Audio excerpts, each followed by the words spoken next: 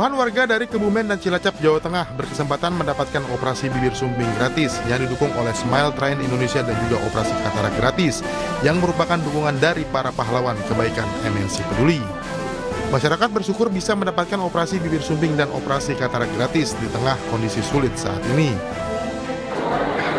Bantuan dari MNC Peduli, Smile Train, dan Rumah Sakit PKU Muhammadiyah Gombong sangat berarti bagi kami. Karena dengan bantuan operasi gratis ini, alhamdulillah anak kami bisa berpenampilan lebih sempurna. Dalam kegiatan ini, MNC Peduli juga mendapatkan penghargaan apresiasi dari Rumah Sakit PKU Muhammadiyah Gombong atas kepeduliannya kepada masyarakat prasejahtera melalui pelaksanaan bakti sosial operasi sumbing, hernia, dan katarak untuk masyarakat Kebumen dan sekitarnya. Dari kami, Rumah Sakit PKU Muhammadiyah Gombong memberikan apresiasi setinggi-tingginya kepada MNC Peduli, Desa Jalinan Kasih atas bisa kerjasama yang baik dalam terselenggaranya acara kegiatan baksos pada kesempatan kali. MNC Peduli terus bekerja sama dengan berbagai macam rumah sakit untuk memberi layanan operasi gratis seperti hernia, katarak, bibir sumbing, dan lain-lain, karena ini yang dibutuhkan masyarakat secara luas, dan maka dari itu kami terus meningkatkan layanannya dan kerjasama tersebut. Bagi warga yang membutuhkan operasi katarak gratis di RSPKU Muhammadiyah Gombong dapat mendaftarkan diri melalui telepon atau pesan WhatsApp. Dari Kebumen, Jawa Tengah, Jo Artoyo, iNews melaporkan.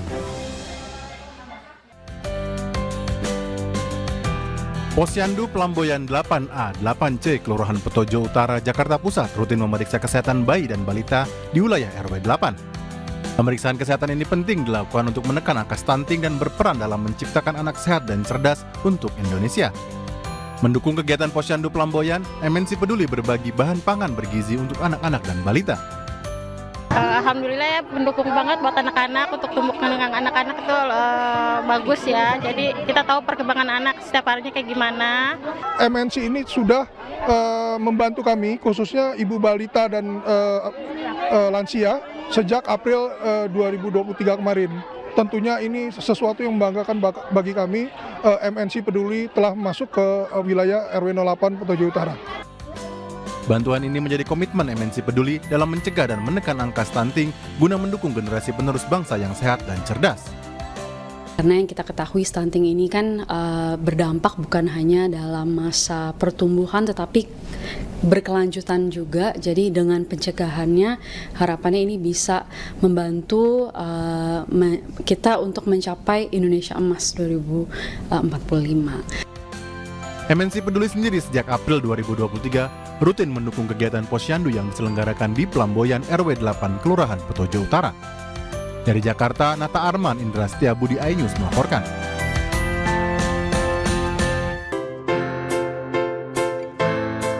Puluhan karyawan MNC Group kembali mengikuti pelatihan pertolongan pertama yang digelar MNC Peduli bekerjasama dengan Palang Merah Indonesia PMI Kota Jakarta Pusat di Gedung iNews Tower Kebon Siri, Jakarta Pusat.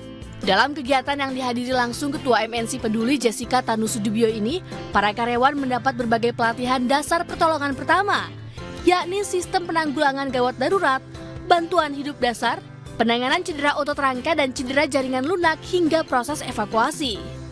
Dengan ada sekitar 30 peserta, di mana yang dilatih mereka akan menjadi certificated, jadi mereka akan memiliki sertifikat yang diterbitkan oleh PMI untuk menjadi first response helpers gitu. Jadi mereka bisa membantu orang-orang sebagai first responders.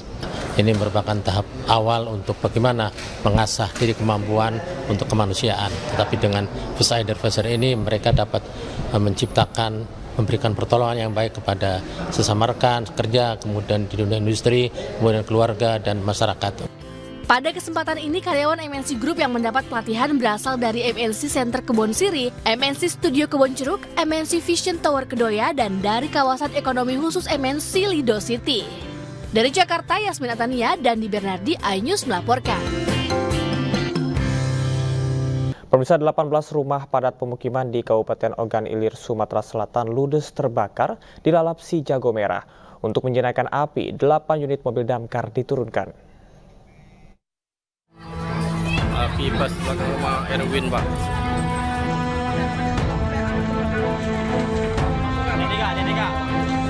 Kembali terjadi kebakaran di area padat penduduk di Kabupaten Ogan Ilir, Sumatera Selatan. Akibatnya 18 rumah ludes terbakar di lalap si Jagomera. Kebakaran diketahui berawal dari kompor salah satu warga yang meledak. Api dengan cepat menjalar lantaran rumah warga berbahan kayu dan juga saling berdempetan. Ditambah hembusan angin kencang dan kemarau panjang semakin membuat api cepat merambat ke rumah warga lainnya.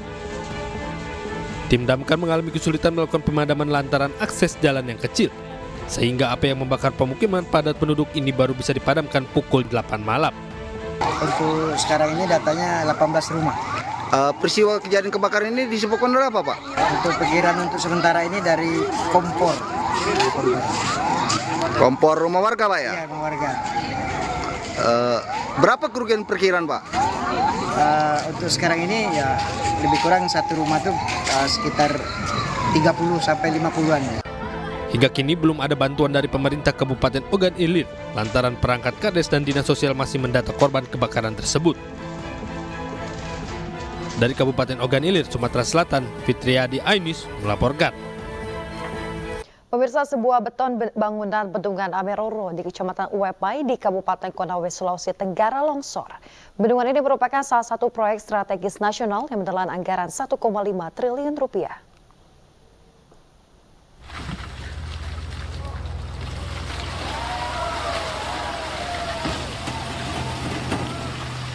Tembok beton bendungan ini memiliki tinggi 82 meter dan lebar 12 meter. Pihak kontraktor mengklaim jika beton yang longsor berada jauh dari bangunan bendungan utama. Longsor terjadi saat ada pekerjaan galian untuk struktur pondasi dinding. Kontraktor menyebut longsor terjadi akibat buruknya kondisi bebatuan di lokasi dan diperparah dengan musim penghujan yang terjadi pada beberapa hari terakhir.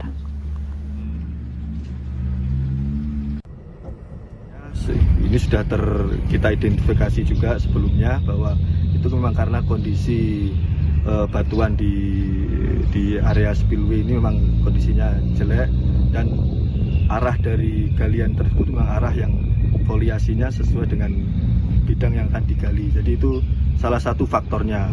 Mungkin faktor yang lain karena memang 2 hari yang lalu. Pemirsa, belasan pemeran film porno dari rumah produksi karya kelas bintang studio mangkir dari pemeriksaan polisi kemarin.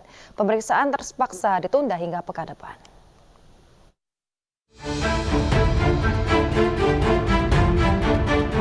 Total 16 pemeran, mulai dari selebgram hingga artis, rencananya akan dimintai keterangan oleh pihak kepolisian pada Jumat pagi terkait dengan penggerebekan rumah produksi film porno. Namun Siska CS yang terdiri dari 11 pemeran wanita dan 5 pemeran pria tidak hadir, hingga pemeriksaan dijadwalkan ditunda ke tanggal 19 September mendatang.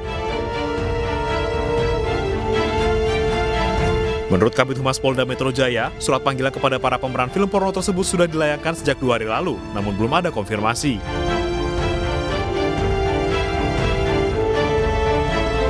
Sebagaimana yang kemarin sekira tanggal 13 ya, 12 hari Selasa, ini sudah dilayangkan surat panggilan. Artinya tanggal 12 ke hari ini dengan waktu yang sesuai dengan standar operating procedure yang berlaku.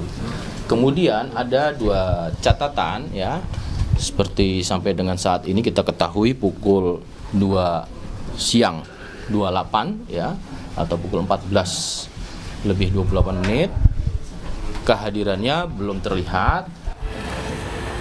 Sebelumnya polisi menggerebek 3 bangunan di 3 lokasi berbeda yang dijadikan tempat pembuatan film porno.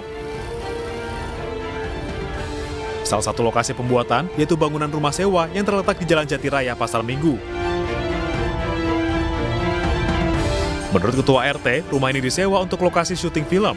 Namun tidak menyangka polisi menggerebek rumah tersebut lantaran dijadikan lokasi syuting film porno.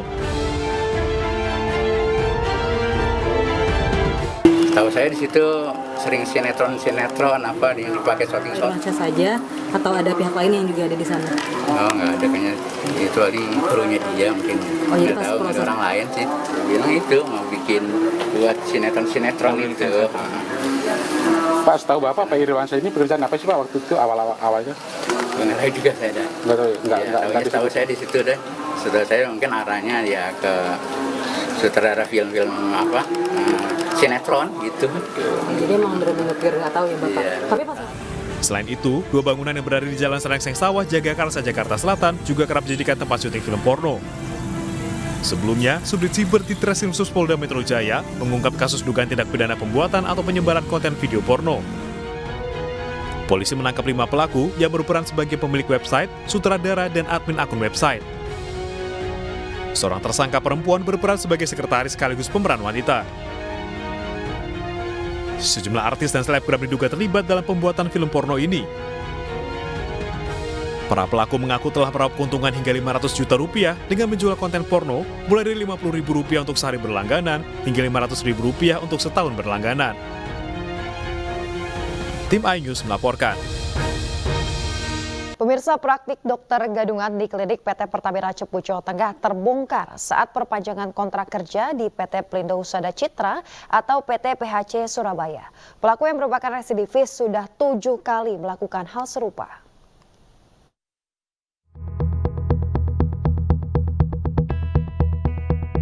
Manajemen PT Pelindo Husada Citra atau PT PHC Tanjung Perak Surabaya mendalami temuan dokter gadungan berinisial S yang bertugas di Cepu, Jawa Tengah.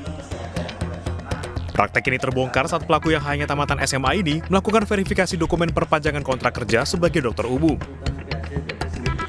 Pihak PT PHC menemukan kejanggalan, yaitu foto terdakwa yang tidak sama dengan dokumen awal di tahun 2020 lalu.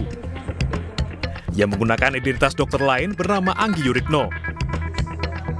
Mengetahui identitas palsu ini, pihak PT PHC langsung mendatangi klinik tempat pelaku bekerja di PT Pertamina Cepu. Yang tidak pernah ditempatkan dan melayani pasien di rumah sakit PHC. Jadi memang kita rekrut pekerja ini, mohon maaf dokter gadungan ini, untuk memang diposisikan di klinik Muhalifah.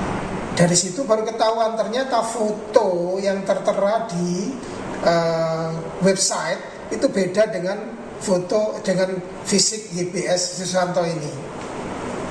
Beda dengan pada saat perekrutan. Kalau pas saat perekrutan itu kan memang semua dokumen asli atas nama Anggi, dokumen asli dari dokter Anggi ini yang tersubmit. Terdakwa S ternyata merupakan seorang residivis dan sudah 7 kali melakukan penipuan dengan modus yang sama. Ia terancam maksimal hukuman 4 tahun penjara. Itu dia itu sudah melakukan hampir 7 kali dengan ini. 7 kali, 1 kali diketahuan di proses hukum, yaitu yang di Kota Timur tadi itu. Nah, yang 5 kali ini ketahuan juga, tapi tidak dilaporkan dan juga tidak diproses hukum. Nah, itu dengan adanya dia sudah melakukan perbuatan berulang-ulang ini, itu tentu menjadi hal yang memberatkan dalam kita mengajukan tuntutan. Sementara itu, korban pencatutan identitas dokter gadungan Anggi Yurikno mengaku tidak pernah bekerja dalam naungan PT PHC. Data korban diduga didapat pelaku dari media sosial Facebook. Nah, kalau data ya saya nggak terlalu tahu ya proses dia dapatnya tuh. Cuman kalau dari pengakuannya sih dapatnya itu dari Facebook. Mungkin karena sekarang kan memang banyak ya kayak penjualan data di Facebook ya, kayak maklar-maklar itu sih, makanya kayaknya dari sana ya. Kalau dari saya yang upload nggak mungkin sebodoh itu dong kita nge-upload foto. Tidak merasa pernah mengupload? Nggak pernah saya merasa mengupload. Bisa jadi dapatnya mungkin dari HP kita yang hilang atau memang HP HRD atau apa yang hilang ya, bisa aja sih. Terdakwa S sebelumnya dilaporkan oleh PT PHC atas tindak pidana penipuan menjadi dokter gadungan yang menyebabkan kerugian material sebesar Rp262 juta berupa gaji yang diberikan setiap bulannya. Tim Liputan iNews melaporkan.